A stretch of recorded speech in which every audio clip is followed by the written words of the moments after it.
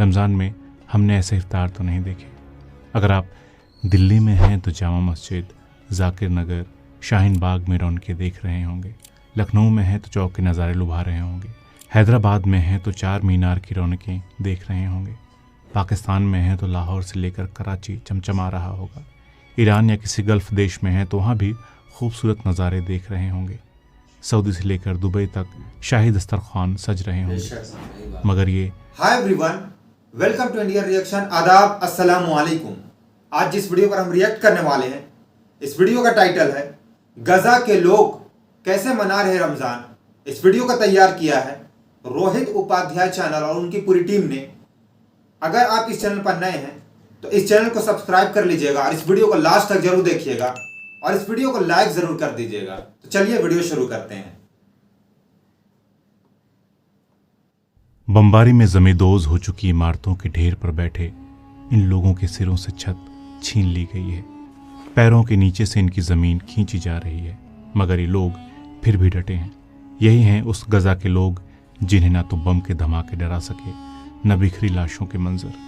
रमज़ान में चंद कुमकुमे जलाए बैठे हैं, रोटी के कुछ टुकड़े लिए हुए इफ्तार कर रहे हैं। रमज़ान में हमने ऐसे इफ्तार तो नहीं देखे। अगर आप दिल्ली में हैं तो जामा मस्जिद, जाकिर नगर, शाहीन बाग में रौनकें देख रहे होंगे। लखनऊ में हैं तो चौक के नज़ारे लुभा रहे होंगे। हैदराबाद में हैं तो चार मीनार की रौनकें देख रहे होंगे। पाकिस्तान में हैं तो लाहौर से लेकर कराची चमचमा रहा होगा। ईरान या किसी गल्फ़ देश में हैं तो वहाँ भी खूबसूरत नज़ारे देख रहे होंगे। सऊदी से लेकर दुबई तक शाही दस्तरखान सज रहे होंगे। मगर ये गजा के लोग कमाल हैं। दिल भी है और लड़ने का विल भी है इनके पास। इन तस्वीरों पर गौर कीजिए। तस्वीर में फ़लस्तीनी औरतें हैं, बच्चे हैं और मेज़ पर खाने की चंद चीज़ें जो न जाने किस तरह से जुटाई गई हैं। इनके चारों तरफ जो खंडहरों के ढेर देख रहे हैं वो इनके बर्बाद हो चुके घोंसले हैं। अक्सर देखा है जब घोंसला टूट जाता है तो परिंदा वहाँ से उड़ जाता है, मगर ये तो इंसान है, इनके पर नहीं है। आखिर उड़कर जाएं कहाँ? ये तस्वीरें हो सकता है आपने देखी हों और आप देखकर आगे बढ़ गए होंगे, मगर आपने शायद सोचा ना हो, इन तस्वीरों को महसूस ना किया हो। रमज़ान का महीना जो रहमत, बरकत और मग़फ़िरत का महीना कहा जाता है, बदकिस्मती से इस बार भी गजा की सरजमी पर एक दर्दनाक अफसाने की शक्ल में आया है। दुनिया भर में तो रमज़ान का इस्तकबाल जश्न और रूहानियत के साथ किया गया, मगर गजा में जंग की गूंज अब भी हवाओं में मौजूद है। ये डर लगातार बना हुआ है कि मौजूदा जंगबंदी यानी कि सीज़फायर कब ख़त्म हो जाए। लोग बेचैन हैं, उनके दिलों में खौफ है कि कहीं फिर से मौत और तबाही का सिलसिला न शुरू हो जाए।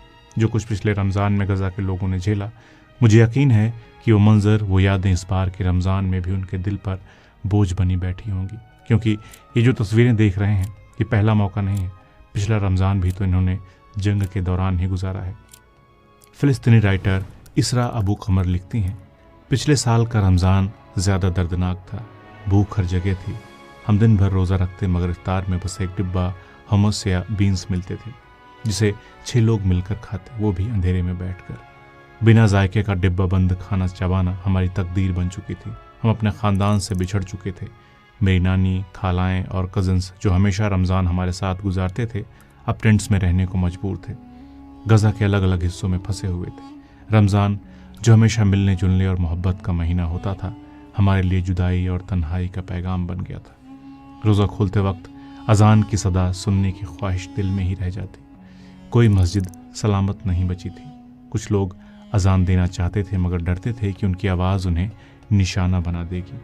मस्जिद के लाउड स्पीकर से निकलने वाली अल्लाह अकबर की जगह अब हमें सिर्फ बमबारी और गोलियों की आवाज़ें सुनाई देती थीं।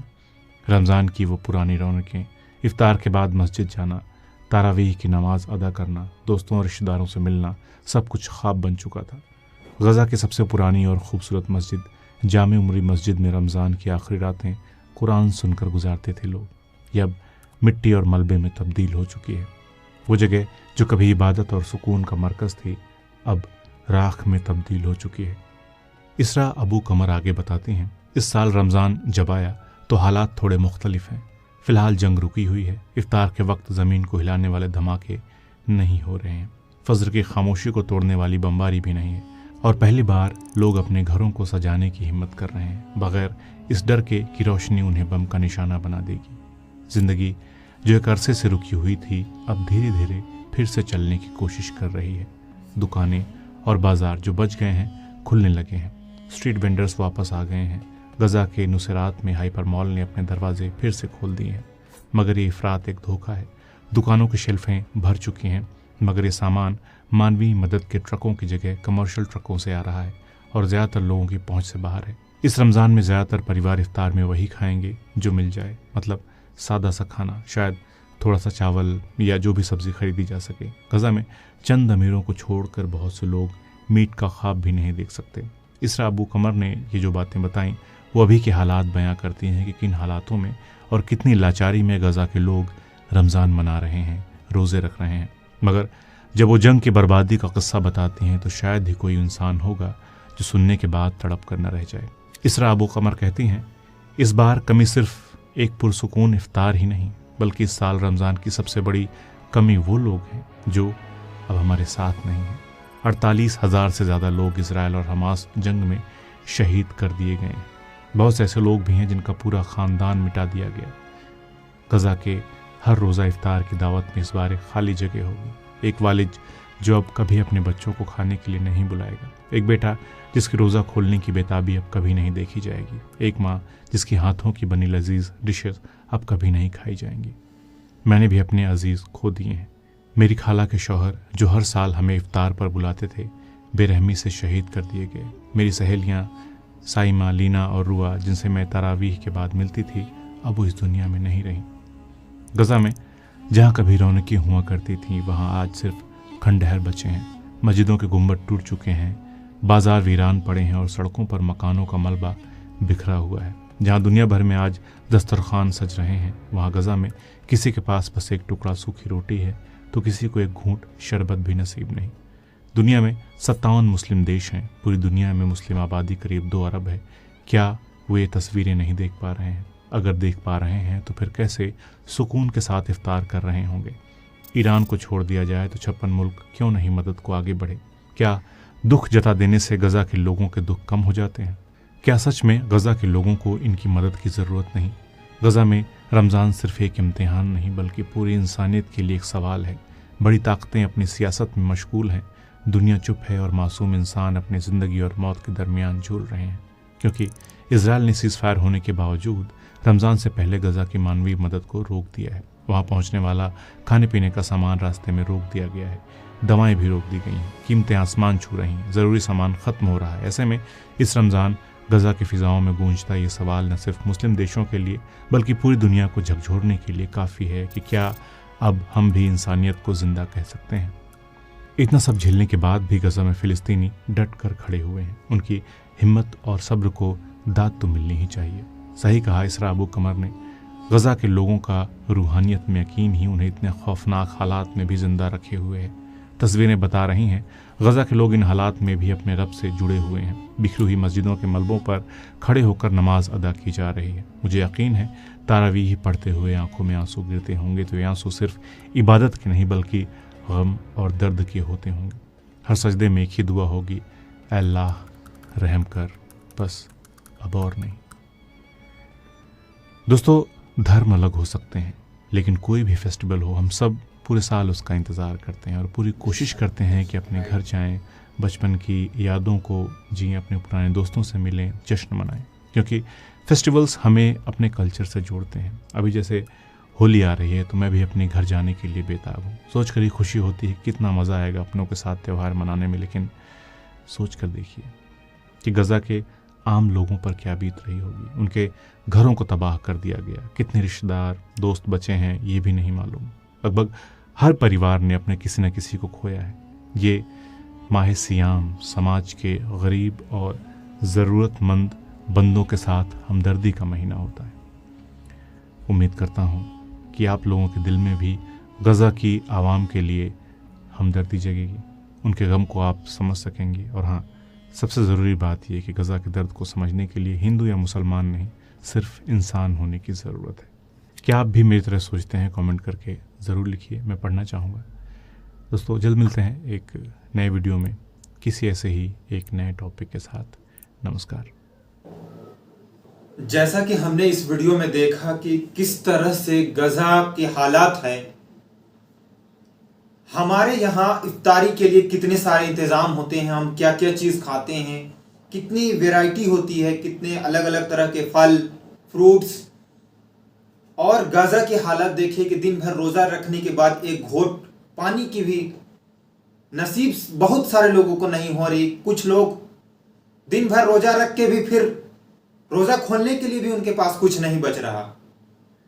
गजा के लोग हमें ऐसे मिसाल दे रहे हैं, वो लोग दीन के लिए, इस दीन के लिए और बैतुल मुक़द्दस के लिए अपनी जान की कुर्बानी दे रहे हैं। लाखों लोग शहीद हो गए। क्या हम और आपसे ये पूछा नहीं जाएगा? अल्लाह सुब्हानहू व तआला ये पूछेंगे नहीं कि मासूम बच्चे जब मेरे दीन के लिए, मेरे उस घर के लिए अपनी जानों की कुर्बानी दे रहे थे तो तुम क्या कर रहे थे, तुमने इन लोगों के लिए क्या किया?